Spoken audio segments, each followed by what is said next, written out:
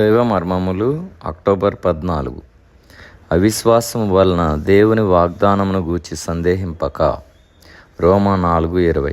అబ్రహాము దేవుని మాటలు వినుచుండెను కనుక అతని సంతానము ఒక జనాంగముగా ఐగుప్తులు 400 సంవత్సరములుండి తమ దేశమునకు తిరిగి వచ్చేదరని దేవుడు అతనికి ముందుగానే చెప్పగలిగాను.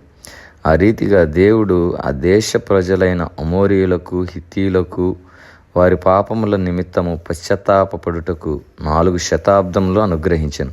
వారి పాపముల విషయమై పశ్చాత్తాపపడకపోయిన ఎడల వారు తీర్పు పొందెదరు.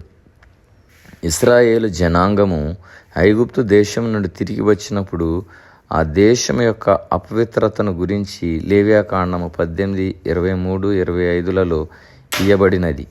అచ్చట నివసించుచున్న జనాంగముల వారు పశ్చాత్తాపడుటకై దేవుడు 4 శతాబ్దములు వేచిండెను. వారు పశ్చాత్తాప పడనందున వారికి తీర్పు తీర్చవలసి వచ్చెను. సమస్త పట్టణములను అందున్న వారినందరినీ సమూల నాశనము చేయమని దేవుడు ఇశ్రాయేలు జనాంగమునకు సెలవిచ్చెను. యేసుక్రీస్తు ప్రభు తన రక్తము ద్వారా ఈనాడు మనతో ఒక నిబంధన చేసెను. ఆ నిబంధన ద్వారా ఆయన స్వాస్థ్యమును మనము పొందుచున్నాము.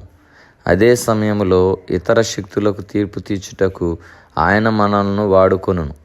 1 కొరింథీ 6:2-3. ఇట్టి ఆధిక్యత కొరకు బలమగు చురుకైన విశ్వాసము మనకు అనుగ్రహించబడవలెను.